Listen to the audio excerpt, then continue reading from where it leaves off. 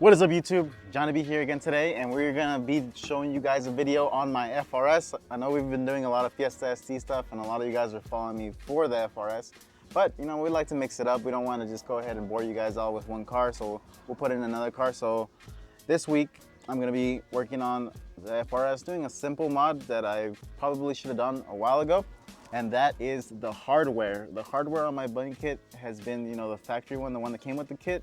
Part of the hardware kit, and they're just like self-tap screws that go on there, and I don't really see anything wrong with them.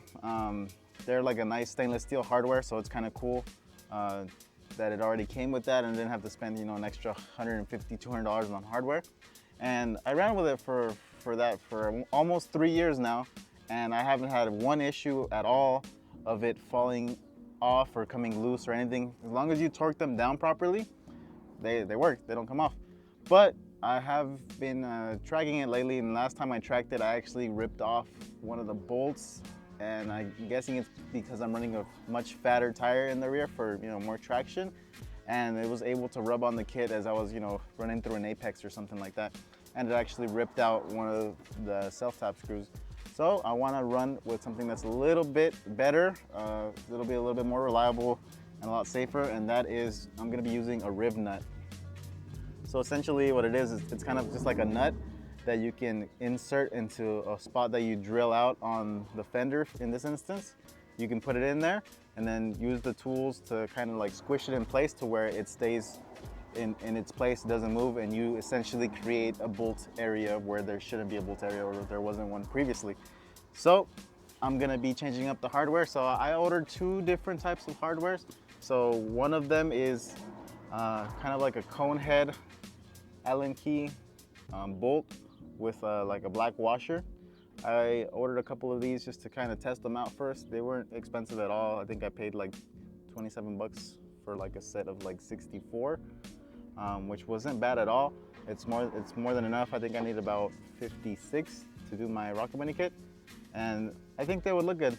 It's kind of like a stainless steel with a black. It'll kind of go with the theme a little bit. Or before that, I had gone just like some button head bolts that are also Allen, which would probably look a lot nicer, you know, than the Phillips, which this should make them harder to remove. Not that I ever had an issue of anybody trying to steal them, but you know, it might look a little bit cleaner, so I'm trying to decide which ones I want to go with. But of course, they are the same, you know, thread pitch as any of the other bolts in the car, like any of the 10 mils. So I'm thinking about changing up the hardware just to make it look a little bit nicer. So I don't know which one I'm gonna go with. I'll probably try these ones on first for a while, see if I like them. If not, I'll just switch back to this, which is essentially what I already have. But obviously, they're gonna be on there much more secure with the riv nuts in this.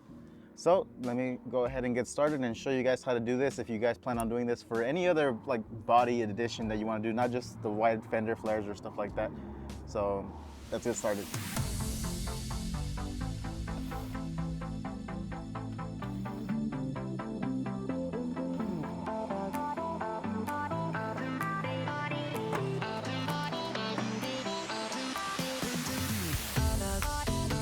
So this is the original hole from the self-tapper. We're gonna have to use a step drill to be able to drill that open enough just so we can get the riv nut in there. So in this case, this is like 3/8 that we need, which is halfway up the step drill. So let's go ahead and start drilling.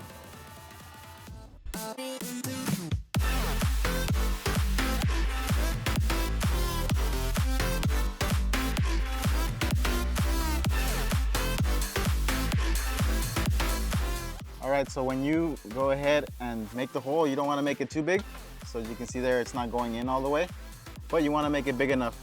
So when it's a little bit tight, it'll actually hold in place, and that's what we want. And that's in, but now we have to go ahead and compress it so that this stays in place and doesn't move around.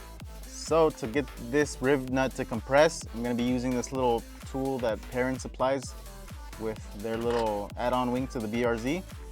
This nut. So I just go ahead and put it on, and then I'm gonna be using my impact drill to tighten it down, and that should get it to where we need it.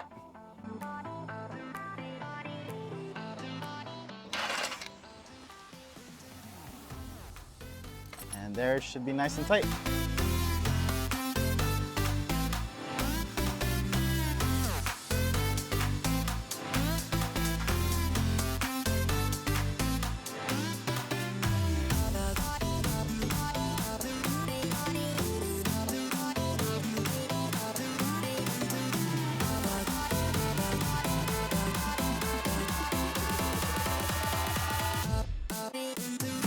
All right guys, so I went ahead and test fitted the bolts after putting all of the rivnuts.